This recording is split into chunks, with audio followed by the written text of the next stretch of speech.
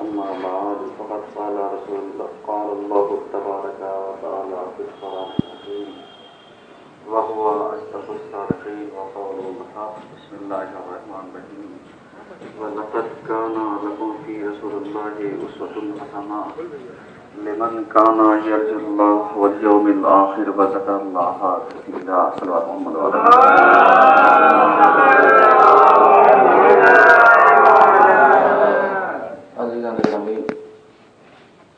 آج کے پہلے خطبے میں صرف مباحث کو آگے بڑھاتے ہوئے ہم نے آپ کی خدمت میں عرض کیا تھا کہ رسول اکرم کی وہ واحد ذات گرامی ہے کہ جو نقطۂ بشریت کے لیے ایک اتحاد کا مرکز اور اتفاق کا مرکز بن سکتی ہے، کیونکہ رسول اسلام کی وہ آئیڈیل ہیں جو تمام عالم اسلام کے لیے ایک ہادی خاتون نبیین کی حیثیت رکھتے ہیں، اور آپ ہی کے بتائے ہوئی باتوں کے اوپر لوگوں کا ایمان ٹکا ہوا ہے، لوگوں کے ایمان کا انحصار ہے۔ تو کیوں نہ ہو کہ ذات رسول اکرم کا حتی الامکان مطالعہ کیا جائے اور ان پہلوؤں کو کہ جو آج کے زمانے کی ضرورت ہے، جو آج کے زمانے کو بہت زیادہ جن چیزوں کی ضرورت ہے وہ ہے اتحاد اور اتفاق کی، کیونکہ عمومی طور پر اگر آپ مشاہدات کریں اور دیکھیں تو جتنا زیادہ تعصب مسلمانوں کے ساتھ اور اسلام کے ساتھ بڑھتا جا رہا ہے، کسی اور فرقے یا کسی اور قوم کے ساتھ اتنا تعصب نہیں بڑھتا جا رہا ہے جتنا اسلام کے ساتھ اور مسلمانوں کے ساتھ بڑھتا جا رہا ہے۔ اور یہ مسلمان بھی بعض بدبخت پوری قوم اس طریقے سے آج کے زمانے میں اتری ہے کہ ظاہر میں لا الہ الا اللہ کا پرچم لیے ضرور ہیں، لیکن یہ کسی وحشی اور درندے سے کم نہیں ہے۔ جبکہ عمومی طور پر اگر آپ دیکھیے تو یہ جو وحشی اور درندے داعش نامی فرقہ کو اگر آپ کہہ لیں تو یہ بدبخت اگر دیکھا جائے تو 90% سے زیادہ انہوں نے مسلمانوں کو مارا ہوگا اور 10% میں ادر ہوں گے، لیکن بدنام کس کو کیا گیا؟ مطلب یہ ایک لمحے فکریہ دے رہا ہوں نا کہ مطلب ان کی تائید کر رہا ہوں، ان کی کوئی ایسا مقصد نہیں، بلکہ کچھ پڑے ہوئے پردے سے نقاب کشائی کرنی ہے۔ کیونکہ اگر آپ دیکھیے ان چیزوں کو تو یہ بدبخت اسرائیلی اور امریکن ایجنٹ ہیں، بکے ہوئے، فنڈنگ پوری ان کی طریقے سے ہو رہی ہے۔ اور اگر آج کل آپ دیکھیے تو جو ایک چھپا ہوا منافق تھا وہ بھی کھل کر کے سامنے آ گیا، اور پوری دنیا نے پہچان لیا کہ دہشت گردی کے پیچھے اصلی چہرہ کس کا ہے۔ تو اس طریقے سے اگر آپ غور و فکر کریں، چونکہ جب تک کسی نہ کسی چیز کے پیچھے کوئی مفاد نہیں ہوگا تب تک انسان کسی بھی فعل کو انجام دینے کے لیے تیار نہیں ہوتا ہے۔ اور اس کے بعد جانتے ہیں کہ مطلب کہ ہماری حیات کتنے دن ہے، اور ان بدبختوں کی حیات میں صرف بدماشی اور فحاشی کے علاوہ کوئی چیز نہیں ہے۔ اگر آپ دیکھیے تو بڑے بڑے مفتیان کرام بکے ہوئے ہیں، اور ایسے ایسے فتوے جس کو نہ عقل قبول کرے اور نہ مذہب قبول کرے، جس کو نہ انسانیت قبول کرے، ایسی ایسی باتیں لا کر کے سامنے رکھ دے رہے ہیں۔ پتہ نہیں یعنی یہ اسلام کی ABCD کو جانتے بھی ہیں یا نہیں جانتے۔ آپ غور و فکر کیجیے، ابھی ایک بدبخت کا کل فتویٰ دیکھنے کو ملا کہ جو یزید لعنتی کو کے اوپر لعنت کرے وہ کافر ہے۔ مگر آپ سوچئے کیا کہیں گے آپ اس کو؟ ہیں انگلیشی مفتیان کرام بعض جن کے فتوے ہیں نام نہیں لے سکتا یہاں سے، لیکن بہرحال اس طریقے چیزیں آ رہی ہیں سامنے، یعنی اتنا زیادہ شعور مر چکا ہے کہ یہ معصومین کے قاتلین کو، جن کے اوپر آج سے نہیں 1400 سال سے لعنت ہو رہی تقریباً، آپ اندازہ لگائیے اتنے زیادہ سال ہو گئے لعنت کرتے ہو، تو اہل سنت اور شیعہ دونوں نے متفقہ طور پر تواتر کے ساتھ اس کو یزید پلید لکھا ہے۔ پلید کے معنی نجس کے ہوتے ہیں عربی میں، یعنی اس طریقے سے فارسی میں اگر وہ کیا جائے تو اس طریقے سے جو لفظ استعمال کیا ہے یہ فارسی کا لفظ ہے، تو اس طریقے سے، اور ان کے بہترین رائٹروں کو اگر آپ دیکھیں تو ان لوگوں نے اس کو قبول نہیں کیا ہے کہ مطلب یہ اس طریقے سے وہ ہوگا، لیکن آج کے زمانے کا یہ بکا ہوا چند سکوں پر انسان، تو آج بہت زیادہ ضرورت ہے اسلام کو پہچاننے کی اور سیرت رسول کو عام کرنے کی، کیونکہ اس وقت جنگ جو چھڑی ہوئی ہے وہ تلواروں سے یا اسلحے کی جنگ نہیں ہے، اس وقت کلچر وائز اور مذہب وائز جنگ چھڑی ہوئی ہے، یعنی سائیکالوجیکل جنگ اس وقت چل رہی ہے کہ مطلب جتنا آپ ہمارے مذہب میں غلط فہمی پیدا کر دیں، جتنا ہم آپ کے مذہب میں غلط فہمی پیدا کر دیں، جتنے ہم آپ کے افکار کو نیچا دکھا دیں، جتنا وہ ہمارے افکار کو نیچا، یہ جنگ چل رہی ہے، یعنی جو ظاہری جنگ چل رہی ہے تو الگ ہی ہے، لیکن دشمن آج کیا کر رہا ہے؟ عقیدوں کو کھیل رہا ہے، عقیدے سے کھلواڑ کر رہا ہے، ایمان کا مذاق بنا رہا ہے، اسلام کی توہین کر رہا ہے، محمد رسول اکرم کو کی شخصیت کو نیلام کر رہا ہے، ان کے پاکیزہ نمائندوں کے ویلو کو کم کر رہا ہے، شخصیت کشی کر رہا ہے، یعنی یہ سب کیا ہے؟ آپ غور و فکر کریں تو آج ضرورت ہے چیز ہے، آج اسلام کو پہچاننے کی ضرورت ہے، آج اسلام کے صحیح طریقے سے تبلیغ کی ضرورت ہے، اور اگر آپ دیکھیے اس وقت میڈیا والے دو کردار پیش کر رہے ہیں،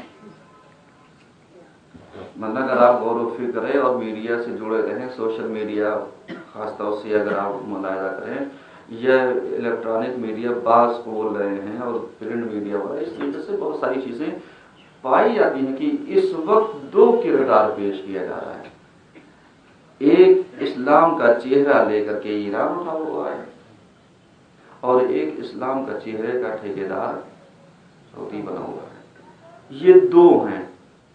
اب اس کے بعد بعض میٹنگیں جو عمومی طور پر میڈیا نے پیش کی، اسلام کے ٹھیکیداروں کا جو کردار پیش کیا، آپ اندازہ لگائیے، شراب، کباب، فلاں، فحاشی، بدماشی، عیاشی،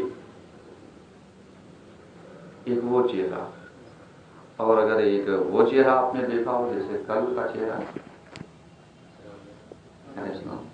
کہ مثلاً اٹلی میں، یہ اتہاس میں پہلی بار ہوا ہوگا شاید، اگر آپ غور و فکر کیجیے، تو یہ کسی اور کی وجہ سے نہیں ہوا، بلکہ یہ سربلندی کسے ملی، عروج کسے ملا، عزت کسے ملی، اہمیت کسے دی گئی، سربلند کون ہوا، وقار کس کا بڑھا، اگر آپ غور و فکر کیجیے، جو اٹلی میں میوزیم میں ایران کے صدر آئے روحانی گئے، میڈیا نے کیا دکھایا؟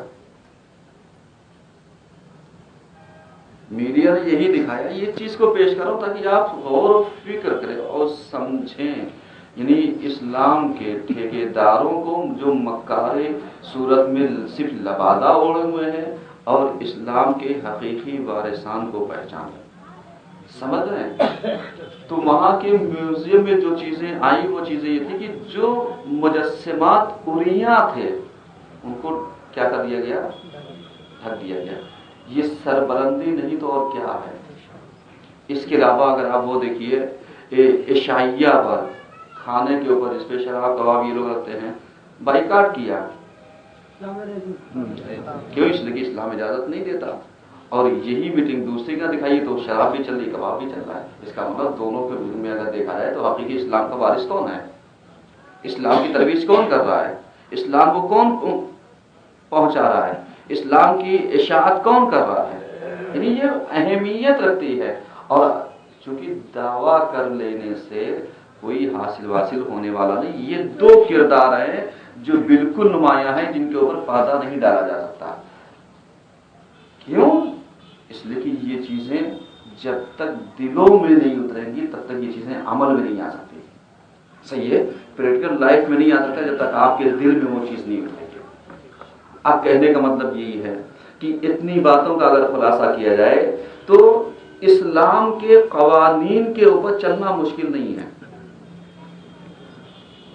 ہم چل سکتے ہیں، لیکن مجبوری مسلمانوں کی سب سے بڑی یہ ہے کہ وہ جنگ کے میدان میں اترنے سے پہلے ہی اسلحہ پھینک دیتا ہے اور اپنے کو شکست ہوتا محسوس کرتا ہے کہ یہ تو ہو ہی نہیں سکتا. آپ اندازہ کر رہے ہیں، غور و فکر کر رہے ہیں کہ آپ کسی چیز کو ماننے کے لیے تیار ہی نہیں. مسلمان اگر چاہے اپنا حق مانگنا کیوں نہیں مان سکتا، لیکن آپ نے کبھی آواز اٹھائی؟ بھائی اسلام نے مسلمانوں کو، خاص طور سے میں صرف مسلمان کا نام دے رہا ہوں، تعلیمات قرآن نے مسلمانوں کو حق دیا پردہ کریں. لیکن مسلمان اگر فیشن کے نام پر ویسٹرن کلچر کو اپنا لے تو غلطی کس کی ہے؟ ویسٹرن کلچر والوں کی. ہم انہیں گالی دیں گے، ہم انہیں برا بھلا کہیں گے، ہم انہیں فحش کہیں گے، ہم انہیں برا کہیں گے، یا ان بے غیرت مسلمانوں کو کہیں گے کہ جنہوں نے ان کے کلچر کو اپنا لیا ہے. آپ نظر گئیے سزاوار اور قصوروار کون ہے؟ بھائی یہاں پر مارکیٹ میں ساری چیزیں مل رہی ہیں. اب یہ ڈیپینڈ کرتا ہے آپ کے اوپر کہ آپ کس چیز کو اپنانا چاہ رہے ہیں، آپ کس چیز کے اوپر چلنا چاہ رہے ہیں، آپ کس چیز کی پیروی کرنا چاہ رہے ہیں، آپ کس کی سیرت کے اوپر چلنا چاہ رہے ہیں، آپ کون سا پاکیزہ کردار اپنانا چاہ رہے ہیں، آپ کس کو آئیڈیل بنا رہے ہیں، آپ کا آئیڈیل ہے کون. یہ ڈیپینڈ کرتا ہے آپ کے اختیارات کے اوپر کہ آپ جس کو چن لیں گے آئیڈیل آپ کا وہ ہوگا، آپ جس کو اختیار کر لیں گے آئیڈیل وہ ہوگا. اگر آپ کا آئیڈیل ویسٹرن ہوگا تو آپ اس پر دیکھو آزمائیں گے، آپ اس کے کلچر کو اپنائیں گے. اور اگر آپ کے آئیڈیل میں اہل بیت ہوں گے تو آپ ان کے کردار کو اپنائیں گے. جب ان کے کردار کو اپنائیں گے کوئی مانے یا نہ مانے، لیکن اگر آپ تنہا ہوں گے تو 1 سے 2، 2 سے 3، 3 سے 4 بڑھتی ہوئی تعداد، ہم یہ نہیں کہتے اکثریت ہوگی، لیکن ہاں اتنا تو ہوگا کہ لوگ پہچان لیں گے کہ اہل بیت کے پیروکار یہ ہیں اور ویسٹرن کلچر کے پیروکار یہ ہیں. ایک سب بات چیز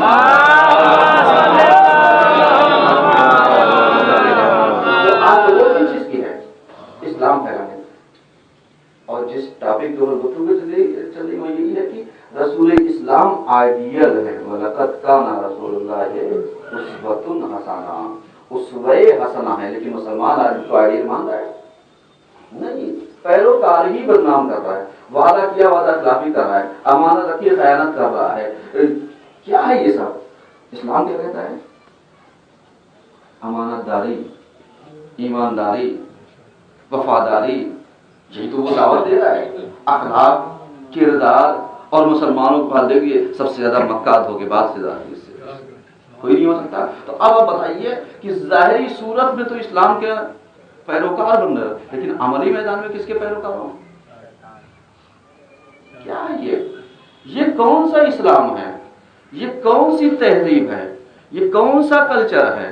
یہ کون سا کردار ہے جس کے اوپر آج کا مسلمان چل رہا ہے؟ تو آج ضرورت ہے بیداری کی، آج ضرورت ہے اس چیز کو رائج کرنے کی، آج ضرورت ہے لوگوں کو بتانے کی، آج ضرورت ہے لوگوں کے سامنے اسلام کی حقیقی تصویر لانے کے لیے. کیوں؟ اس لیے کہ کہیں پر اگر فساد ہوتا ہے کسی فرقے کا نام نہیں آتا ہے، لیکن اگر ایک مسلمان کسی جگہ انوالومنٹ ہو جائے تو پورا اسلام بدنام ہوتا ہے. اس کے پیچھے اگر ریزن دیکھیے تو کہیں نہ کہیں خود قصوروار مسلمان ہے. ورنہ آپ بتائیے کہ ابھی کیا ہندوستان میں اور بھی لوگ نہیں پائے جاتے جہاں پر آتنکوادی پائے جاتے ہیں، جہاں پر آج نکسلیوں کو یہ کہتے ہیں یہ نکسلی حملہ کر دیا ہے؟ کیوں نہیں کہتے یہ فلاں اس نے وہ کیا؟ ابھی اسی طرح کوئی ایک مسلمان جس کا جرم ثابت بھی نہ ہو، اتنے کیسز لگا دیے جائیں گے کہ سمجھ میں نہیں آئے گا کہ آیا واقعی مجرم پکڑا گیا یا واقعی بے قصور بتایا جاتا ہے. اور اس کے پیچھے ایک مسلمان نہیں بلکہ پورے اسلام کو لا کر کے رکھیں گے کہ اسلام دہشت. کیا ہوتا ہے اس کا مطلب آج یہ کلچر کی جنگ ہے. ضرورت ہے کہ آپ اسلام کے وقار کو کہ جو رسول اسلام جس کے آئیڈیل ہیں، اہل بیت جس کے آئیڈیل ہیں، ان کو بچا جائیے.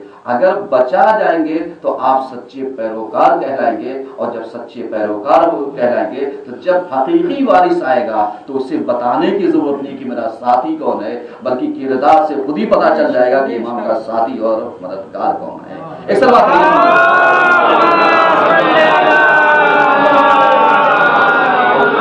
الشیطان الرجیم. بسم اللہ الرحمن الرحیم. والعصر ان الانسان لفی خسر الا الذین آمنوا وعملوا الصالحات وتواصوا بالحق وتواصوا بالصبر.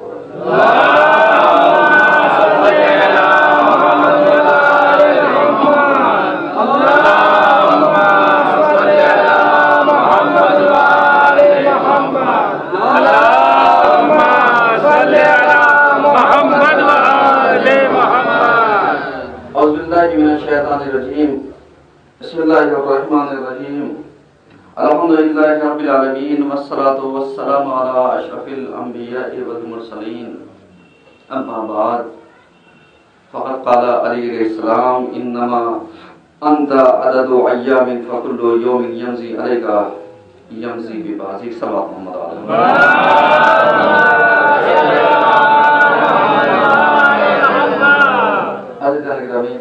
آج کے دوسرے خطبے میں سلسلہ مباحث کو آگے بڑھاتے ہوئے ہماری گفتگو چل رہی ہے ٹائم مینجمنٹ پر. صحیح ہے،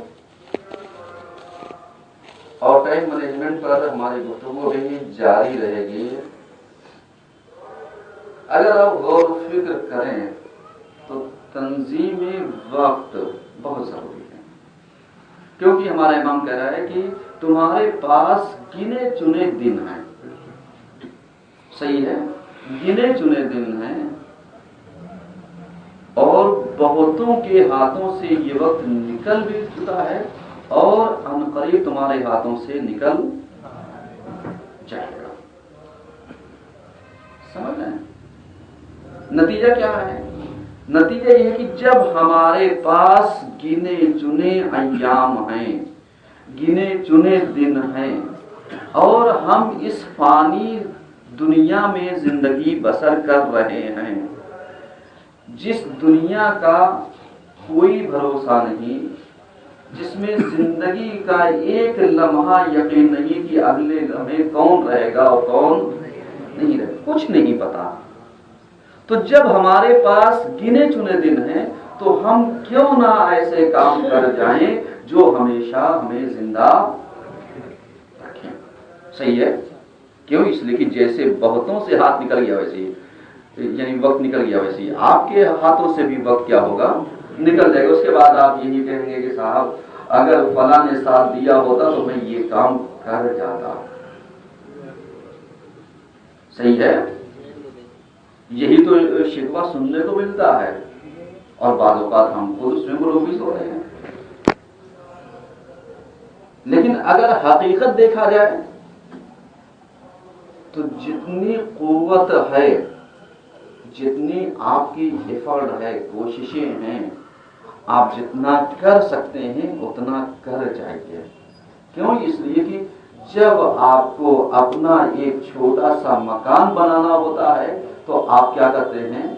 کیا مشورہ تو لے لیں گے لیکن فیصلے آپ خود لیتے ہیں کہ آپ کو کیا کرنا ہے، کیسے کرنا ہے، کس طریقے سے انجام لینا ہے، فنڈ کہاں سے آنا ہے، کیسے کر سکتے ہیں، کون سا وقت بہتر رہے گا، کس وقت شروعات کی جائے، کیسے انجام تک پہنچایا جائے.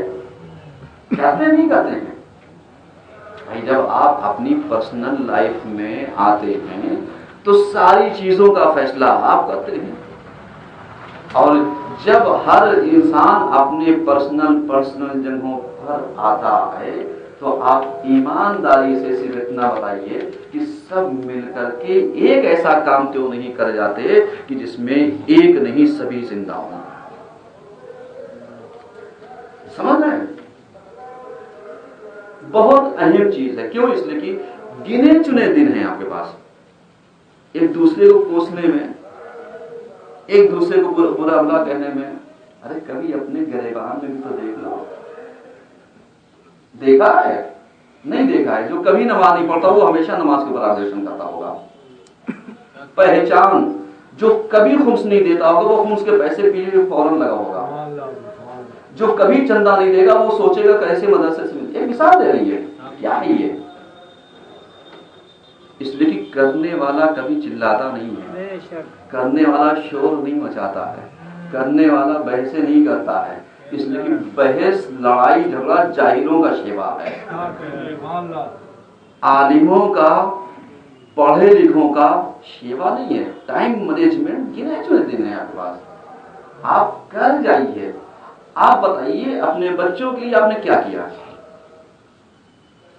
جیسے پچھلے ہفتے ہم نے کچھ باتیں کہی تھی کہ اگر آپ نے اپنے بچوں پر دھیان نہیں دیا تو دیکھتے دیکھتے بچے ایک پودے سے ہوتے ہوئے پورے شجر بن جاتے ہیں.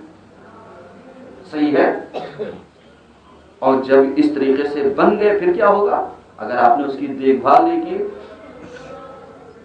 تو وہی پودا بڑھ کر کے جب ایک پیڑ کی صورت اختیار کرے گا, ممکن ہے پھل ہو, ممکن ہے پھل نہ ہو. اگر پھل ہوا تو سمجھ جائیے آپ کامیاب, اور اگر پھل نہیں ہوا تو آپ کا یہ پودا لگانا کس کام کا؟ پھر تو یہ لکڑی صرف جلانے کے کام آئے گی. آپ بتائیے لیبرس وغیرہ یہ سب جتنے ہیں جن میں اکڑ پائی جاتی ہے زیادہ تر کس کاموں میں آتے ہیں؟ یہی کوئلہ بنا دیا جائے, یہ کام کر لیا جائے, وہ کام کر لیا جائے. تو یہ ساری چیزیں ہیں. تو اگر ٹائم کو ہاتھ سے نکل جانے دیں جس میں آپ کو اپنے بچے کی تربیت کرنی ہے. تربیت کرنے کا زمانہ کتنا سا ہوتا ہے؟ بمشکل تمام اگر آپ دیکھیں تو آپ کے بچے کی تربیت کرنے کا زمانہ صرف 14 سال آپ کے پاس ہے, جس میں اسلام نے 2 موقع اختیار کیا ہے. لیکن ٹائم کی مینجمنٹ کے اوپر گفتگو کر رہا ہوں, اور ظاہری صورت میں اگر آپ توجہ دیں گے تو شاید نتیجہ کہیں اور پہنچ جائے. یہ 14 سال کو اسلام نے 2 حصوں میں رکھا کہ ایک حصہ اپنے بچوں کو بادشاہ بناؤ, دوسرا حصہ اپنے بچوں کو کیا کرو, نوکر بنا دو. تیسرا حصہ وزیر کا ہے. بہت بڑی چیز ہے. اس کا مطلب کیا ہو گیا؟ بچے کی عمر 7 سال, 7 سال تک وہ کیا ہے؟ بادشاہ ہے. یعنی جو وہ کہتا جائے آپ کرتے رہیے.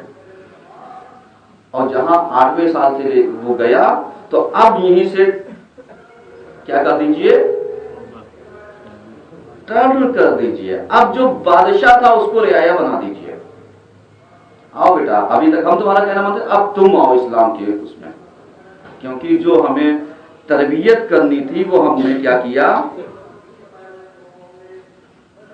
وہ موقع تمہیں بتایا کہ دیکھو تم 7 سال میں اس چیز کو سمجھنے لگے ہو کہ اطاعت برداری کیا ہوتی ہے, شعور کیا ہوتا ہے, سمجھداری کیا ہوتی ہے, اسلام کی پابندی کیا ہوتی ہے, حکم بجا لانا اور حکم ماننا کیا ہوتا ہے. اب اسی کو جب بدلا تو کہا اب تم بھی حکم بجا لے کر جاؤ. اب ماں باپ حکم دیں تو کر کے دکھاؤ. اللہ نے کہا آپ اس کو کیا کیجئے, انجام دیجئے. جب اگر وہ بچہ انجام دینے لگے گا تو ثواب اسے ملے گا, کس اور کس کو ملے گا؟ آپ اندازہ لگا رہے ہیں, ماں باپ کو بھی ملے گا کیونکہ بچہ بھی نابالغ ہے. اگر لڑکی ہوئی تو 9 سال سے پہلے تک کا سارا اجر ماں باپ بھی شریک, اور 9 سال کے بعد وہ تنہا مالک.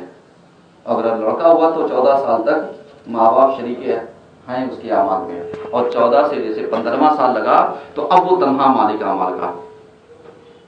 اسلام کیا کہہ رہا ہے؟ اسلام نے ٹائم مینجمنٹ کے اوپر کہ اگر آپ نے ان پہلوؤں کو نکال دیا تو آپ جانتے ہیں آپ کو نقصان کہاں پر ہوگا. ہم لوگ کیا سوچتے ہیں, ارے ابھی بچہ ہی تو ہے 10-12 سال کا ہے, لڑکپن کی تو عمر ہے. کیا اسلام سے زیادہ آپ جانتے ہیں؟ کیا اسلام سے زیادہ آپ کا مطالعہ ہے؟ کیا اسلام انسان کی فطریات سے زیادہ جانتا ہے؟ زیادہ نہیں جانتا کہ آپ آئے ہیں سمجھ, ارے بچہ ہی تو ہے. ابھی کہیے کسی سے صاحب ارے اور بہت سارے لوگ تو ایسے ہوں گے جن کے بچوں نے ابھی تک مکتب کا ہی مدرسے کا منہ ہی نہیں دیکھا ہوگا، وہ تو اور کمال کے ہیں۔ بالکل صحیح بات ہے، بڑے ہو گئے، شادی بھی ہو گئی ہوگی، بیاہ بھی ہو گیا ہوگا، لیکن مدرسے کا منہ نہیں دیکھا ہوگا سوائے ایک دن کے۔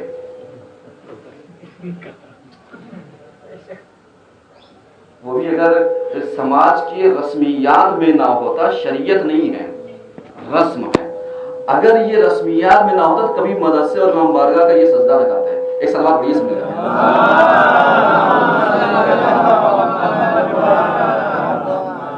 یعنی آپ اندازہ لگا رہے ہیں، آپ غور و فکر کیجیے، اس کا مطلب غلطی بچے کی نہیں ہے، غلطی کس کی ہے؟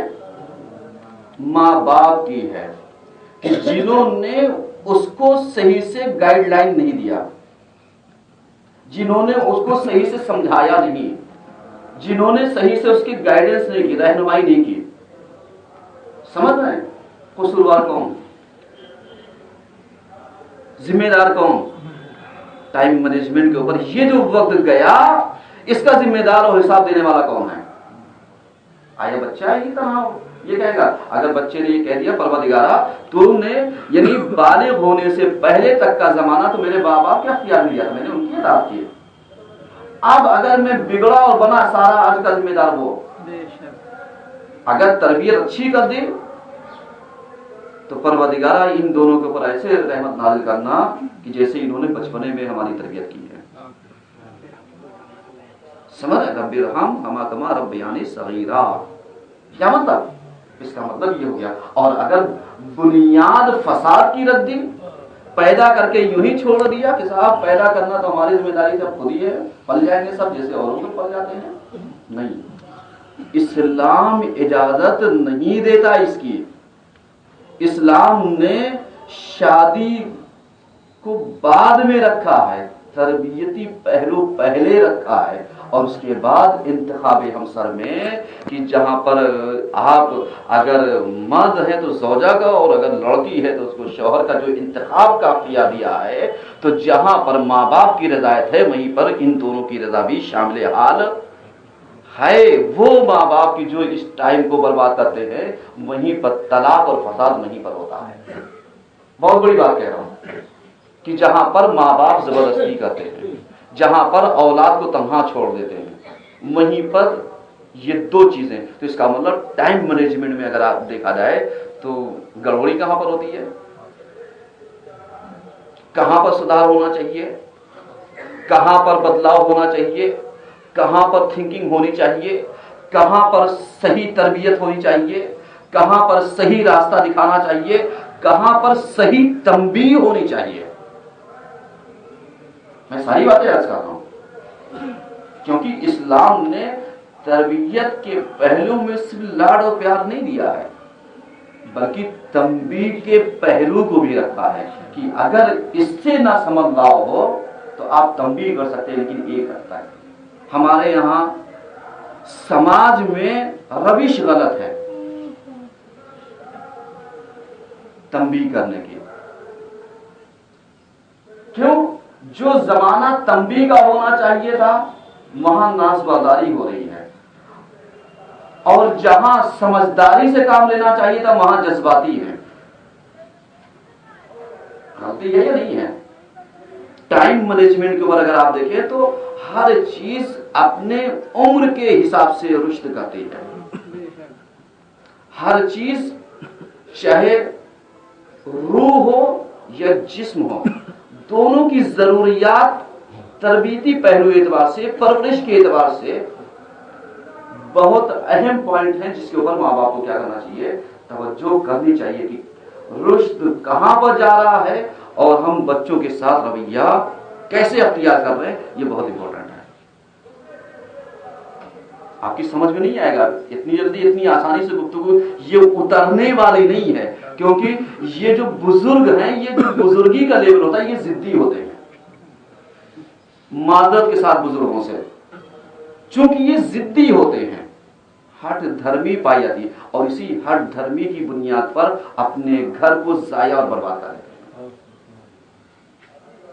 یہ نہیں دیکھتے جہاں پر ہٹ دھرمی کرنی چاہیے تھی وہاں پر لچک تھی، اور جہاں پر پودا تناور ہو گیا لچک نہیں پائی جا سکتی، لیکن اگر کوشش کی جائے تو ہلکا ہلکا جھکایا جا سکتا ہے، لیکن وہاں پر لچک نہیں ہے، رہے نہ رہے اس کو نکالو گھر سے باہر۔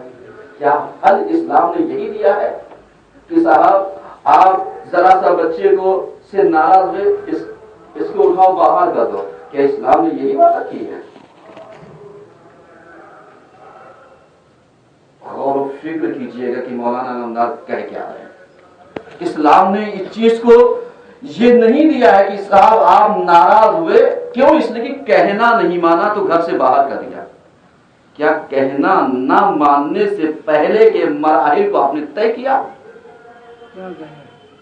اگر طے کیا ہو تو بے شک اختیار آپ کا، لیکن اگر اس نتیجے سے پہلے کے مراحل کی تکمیل آپ نے نہیں کی تو ذمہ دار آپ ہیں۔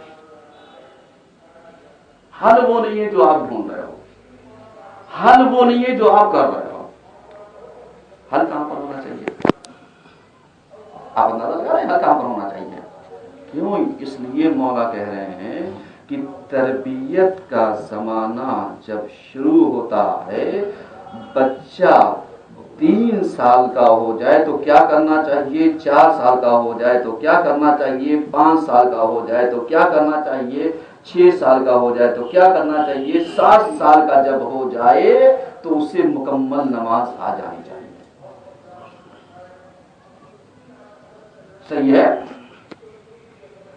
کیوں؟ اس لیے کہ وہ اتنی چیزوں میں حرام اور حلال کی تشخیص دے دے گا، لیکن جب بچہ اپنی عمر گزار جاتا ہے اور جو تربیت کا زمانہ ہوتا ہے، جو اس کے ذہن میں سوالات اٹھتے ہیں، اس کا جواب جب وہ پاتا نہیں ہے تو کس سے پوچھتا ہے؟ ایک جستجو ہوتی ہے جس کو وہ انٹرنیٹ سے پورا کرنا چاہے گا، سمجھ رہے ہیں؟ جس کو وہ ٹی وی سے وہ اپنے سوالات کو ڈھونڈنا چاہے گا، جوابات کو، جس کو وہ اپنے ساتھی و سنگاتی سے وہ کرے گا۔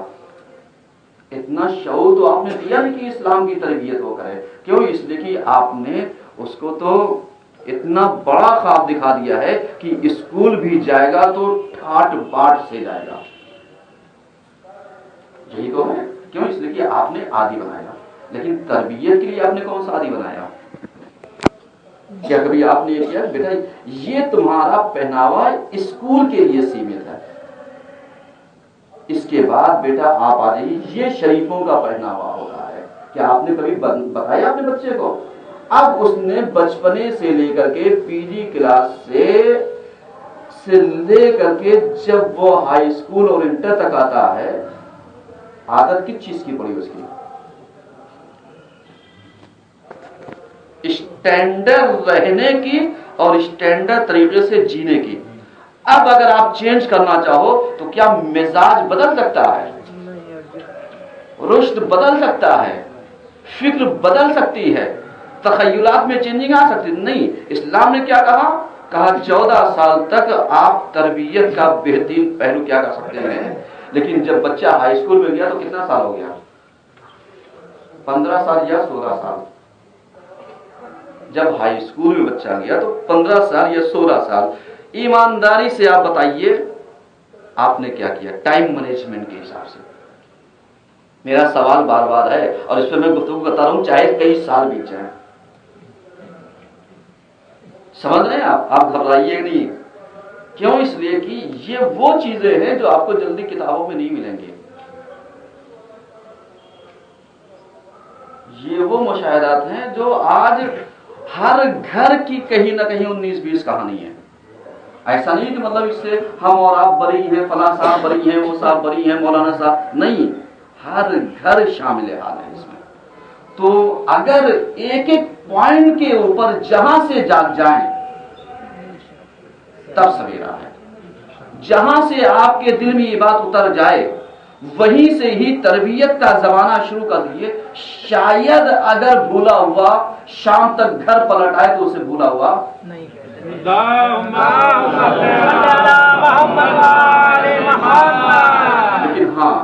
میں بزرگوں کے لیے ایک نصیحت اور ایک وصیت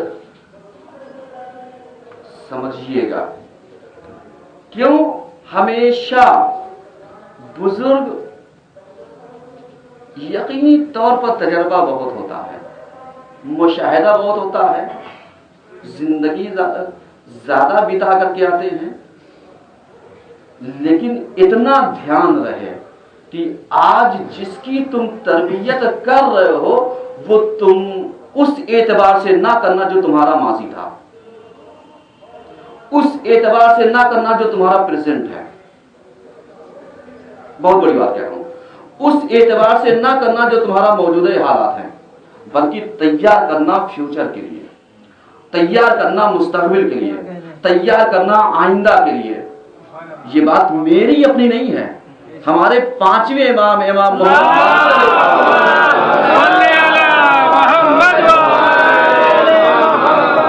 جس میں ہمارے امام نے کہا کہ اپنے بچے کی تربیت اپنے زمانے کے اعتبار سے نہ کرنا بلکہ آنے والے زمانے کے اعتبار سے کرنا. کیوں؟ اس لیے کہ جب وہ اس زمانے میں جیے گا تو تمہارا زمانہ اور اس کے زمانے میں زمین آسمان کا فرق ہوگا.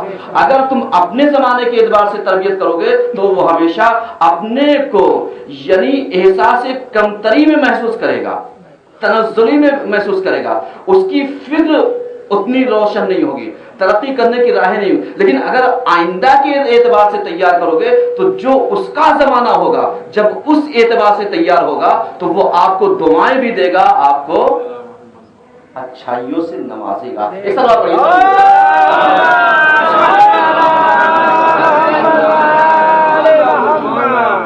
آپ سمجھ رہے ہیں گڑبڑی کہاں پر ہوتی ہے؟ ٹائم مینجمنٹ میں. سمجھ میں آ رہا ہے؟ گڑبڑی یہیں پر ہوتی ہے جہاں پر ہم اپنے بچے کو اپنے جیسا بنانا چاہیں. بالکل ویسے ہی جیسے علامہ ہندی، مثال بھی دے رہا ہوں. علامہ ہندی نام جانتے ہیں؟ سب نے سنا. 10 سال کی ایج میں مجتہد.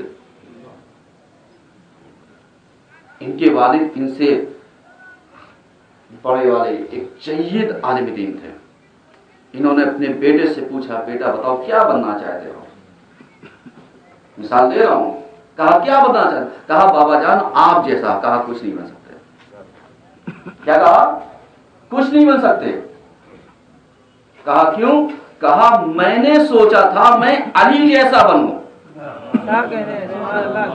میں نے سوچا تھا میں علی جیسا بنوں تب میں اس لیول تک آیا. تم ہم جیسے بننے کی کوشش کرو گے تو تمہاری گنتی کہیں پر نہیں ہوگی. آج ہم لوگ کیا کرتے ہیں جو ہمارے آئیڈیل ہیں، ارے ہم علی جیسا تو بن ہی نہیں سکتے. کہاں وہ اور کہاں ہم. میں نے بننے کے لیے نہیں کہا، ان کے کردار کے اوپر چلنے کے لیے کہا. ہر کردار کے اوپر چلتے چلے جاؤ، جہاں تک فکر تمہاری لمبی ہوگی وہاں تک تمہارا کردار بھی لمبا ہوگا.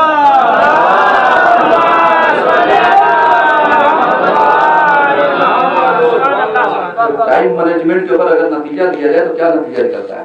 نتیجہ یہی نکلتا ہے کہ ہم اپنے بچوں کو معصومین کا آئیڈیل بنانے کے بجائے کہیں ایک کرکٹر کا آئیڈیل بناتے ہیں، کہیں ایک فلم اسٹار کو آئیڈیل بناتے ہیں، کہیں فلاں بدبخت کو آئیڈیل بناتے ہیں، کہیں فلاں پڑھے لکھے کو آئیڈیل بناتے ہیں. بھائی جب ہمارے یہاں اتنے آئیڈیل خود ہی پائے جاتے ہیں تو وہ راستہ فراہم کرو جو اہل بیت نے دیا ہے. جب ان جیسا بننے کی کوشش کرو گے تب جا کر کے خامنائی خمینی سیستانی بنو گے.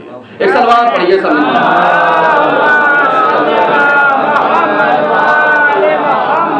انشاءاللہ آج کی حدیث کے ساتھ ٹھیک 8:30 بجے اسی مکتب امامیہ میں جناب امام رضا صاحب رنگو صاحب کی طرف سے ہوگی.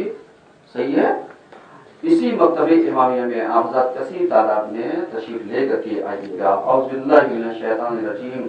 بسم اللہ الرحمن الرحیم. ان اللہ و ملائکتہ یصلون علی النبی یا ایھا الذین آمنوا صلوا علیہ وسلموا تسلیما. اللهم صل علی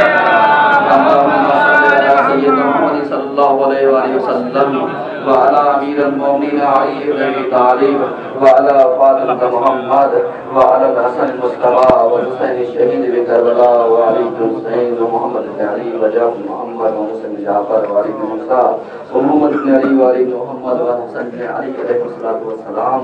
اللهم صل على مولانا صاحب السماء ماهي آثار البدع والطغيان وحاتم أمر الشرك والنفاق. پروردگارہ ہماری اس طرح سے عبادت قبول فرما.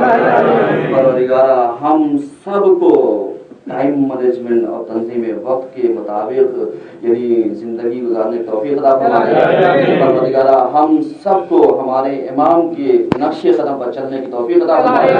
پروردگارہ ہم لوگ جس مقصد کے لیے جس مشن میں لگے ہیں اس مقاصد کی تکمیل اور اس مشن میں کامیابی عطا فرما دے. پروردگارہ ہمارے امام کے ظہور میں داخلہ فرما اور ہم سب کو ان کی آوان و انصار میں شمار فرما.